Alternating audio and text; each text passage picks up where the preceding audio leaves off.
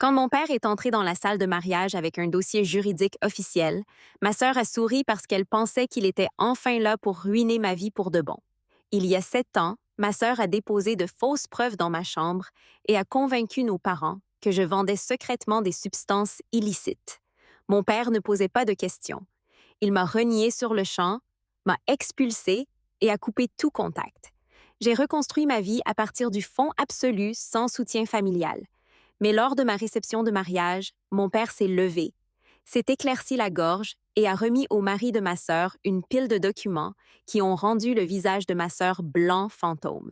Suivez mon histoire jusqu'à la fin pour voir la tournure incroyable et commentez ci-dessous de quelle ville vous regardez, afin que je puisse voir jusqu'où mon histoire est arrivée. Je m'appelle Elena Vesper et à 31 ans, je comprends enfin que certaines personnes naissent avec un cœur fait de glace, même si elles partagent votre propre sang.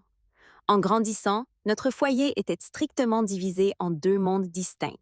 Le monde où l'on s'attendait à ce que je sois la sœur aînée tranquille et autonome, et le monde où ma sœur cadette, Chloé, était traitée comme une royauté. Chloé avait 3 ans de moins que moi.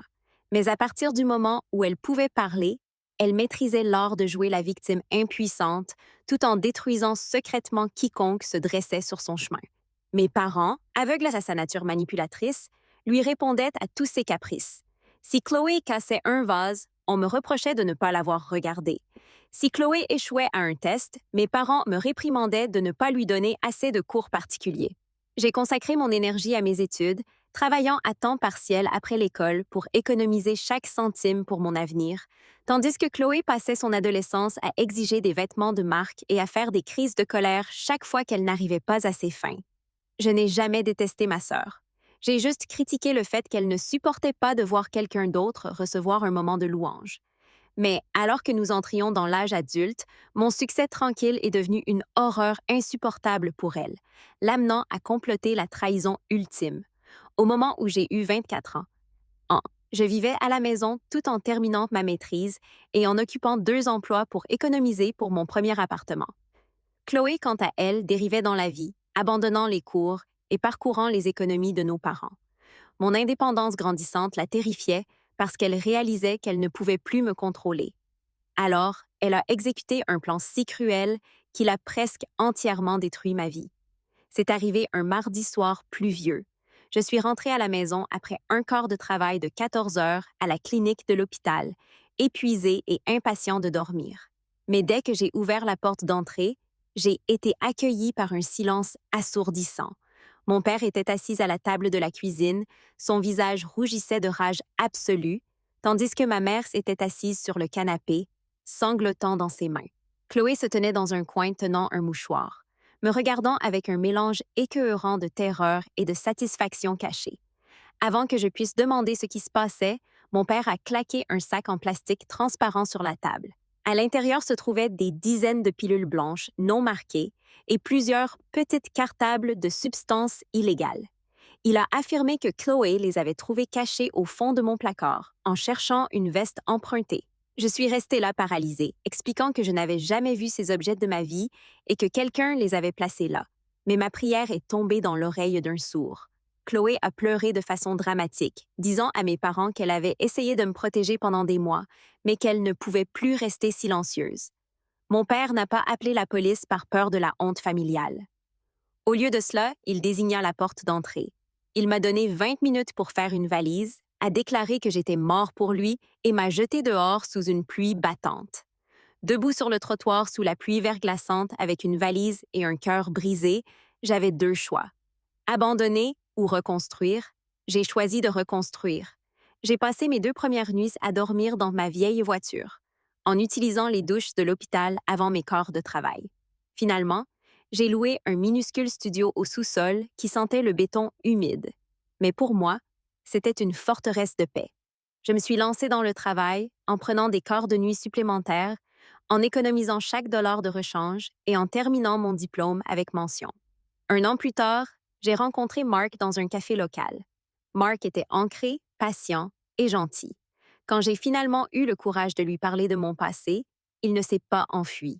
Au lieu de cela, il m'a tenu la main et a promis que nous construirions une vraie famille ensemble, fondée sur la confiance, plutôt que sur la tromperie. Au cours des 6 années suivantes, Mark et moi avons lancé une entreprise de restauration en boutique. Grâce à des semaines de travail fréquentes, à notre de travail interminable de 80 heures et à une discipline stricte, notre entreprise a explosé en popularité, obtenant finalement des contrats dans tout l'État. Alors que je construisais tranquillement une vie de succès honnête, des rumeurs de connaissances mutuelles me sont parvenues à propos de Chloé. Elle avait épousé un riche cadre logistique nommé Julian, un homme qui croyait que Chloé était une femme douce et raffinée, issue d'une famille aimante. Chloé a dépensé son argent imprudemment, maintenant son faux personnage tout en disant à tout le monde que sa sœur aînée était une toxicomane déséquilibrée qui avait abandonné la famille. Elle pensait m'avoir définitivement effacée du récit, ignorant que la vérité a une drôle de façon de sortir de l'obscurité quand on s'y attend le moins. Le matin de mon mariage, je me tenais devant le miroir de ma loge, admirant la dentelle de ma robe. Mark et moi avions passé 2 ans à planifier cette journée, en invitant uniquement les personnes qui nous avaient vraiment soutenus dans nos moments les plus difficiles. Mes parents et ma sœur n'étaient bien sûr pas sur la liste des invités. Mais juste au moment où ma demoiselle d'honneur ajustait mon voile, mon téléphone bourdonnait sur la coiffeuse. C'était un SMS d'un numéro inconnu. Je l'ai ouvert et mon souffle s'est arrêté dans ma gorge. Elena, c'est papa. Je sais où tu vas te marier aujourd'hui. Nous sommes en route. Mon cœur s'enfonça dans mon estomac. Venez, il ici pour provoquer une scène? Est-ce que Chloé les a amenés à gâcher le plus beau jour de ma vie? J'ai essayé de me débarrasser de l'anxiété en me concentrant sur les yeux aimants de Mark alors que nous échangions nos vœux sous un dais de roses blanches. Cependant, lors de la réception, alors que les invités finissaient le dîner, les doubles portes de la salle de bal se sont ouvertes. Le silence est tombé à travers la pièce alors que mon père, ma mère Chloé et son mari Julian entraient. Chloé était vêtue d'une robe de créateur élaborée, portant un sourire suffisant et triomphant qui disait qu'elle avait conçu cette grande entrée spécifiquement pour m'humilier devant la riche famille de Mark. Elle se pencha dans l'oreille de Julian, chuchotant quelque chose qui le fit me regarder avec dégoût. Le visage de mon père était illisible, portant une lourde mallette en cuir sous le bras, alors qu'il se dirigeait tout droit vers la table d'honneur principale. J'ai saisi la main de Mark, me préparant à une bataille de 7 ans.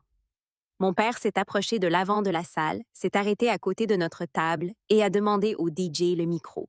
Je retins mon souffle, me préparant à la honte publique que Chloé avait sans aucun doute orchestrée. Chloé se tenait près de l'entrée, les bras croisés, attendant l'apogée de son chef-d'œuvre de 7 ans.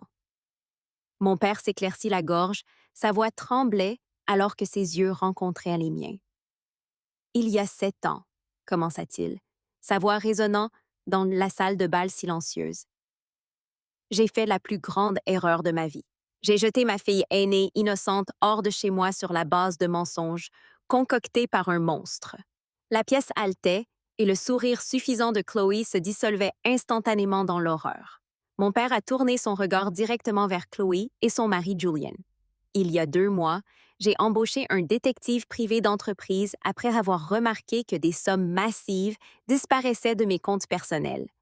Ce que j'ai trouvé n'était pas seulement une preuve de vol financier, j'ai trouvé une trace de destruction calculée. Il ouvrit la mallette en cuir et en sortit un épais dossier juridique. Chloé ne s'est pas contentée de nous voler plus de 150 000 au cours des 5 dernières années pour couvrir ses dettes de jeux secrètes et ses dépenses imprudentes. Elle a également avoué dans une conversation téléphonique enregistrée avoir planté ces substances dans la chambre d'Elena il y a 7 ans parce qu'elle ne pouvait pas gérer le succès d'Elena. Le visage de Chloé devint blanc fantôme alors que des murmures résonnaient dans la pièce. Julian s'éloigna d'elle, fixant sa femme comme si elle était une parfaite inconnue. Mon père a sorti un rapport de police officiel et l'a tenu haut. Chloé croyait qu'elle avait effacé ses traces, mais tout est documenté ici. La preuve qu'elle a piégé Elena, ses faux virements bancaires et sa fraude continue. Chloé ouvrit la bouche pour protester, mais aucun son ne sortit alors que la pièce se refermait sur elle. Mon père s'est dirigé directement vers Julian et lui a remis une copie du dossier juridique. « Julian, » dit mon père, sa voix résonnant avec une autorité solennelle. Votre femme a secrètement utilisé vos comptes de crédit conjoints pour couvrir ses dettes, utilisant faussement mon nom comme garant. Chaque document, relevé bancaire et rapport d'audit se trouve dans ce dossier. Julian feuilleta les pages, sa mâchoire se resserrant sous le choc et la fureur absolue.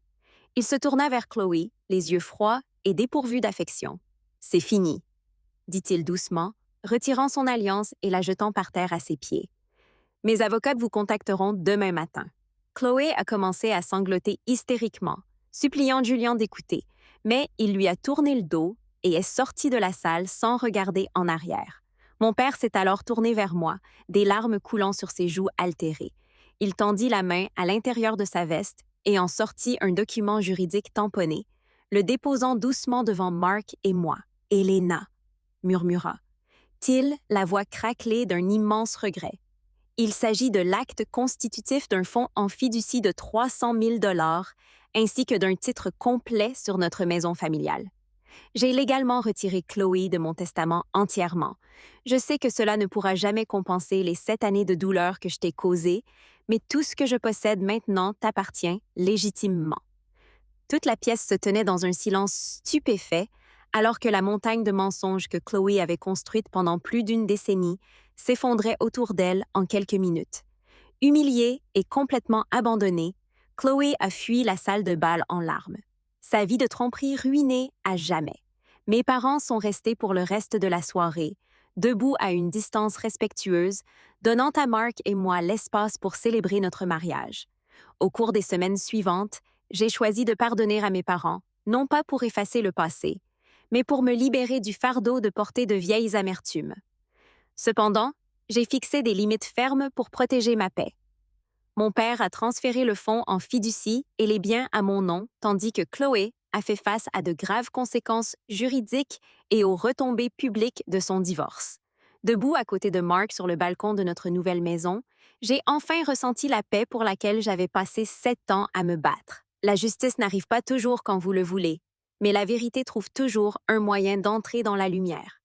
Qu'aurais-tu fait si tu avais été à ma place? Auriez-vous pardonné à vos parents après 7 ans de silence? Commentez ci-dessous et faites-moi part de vos réflexions.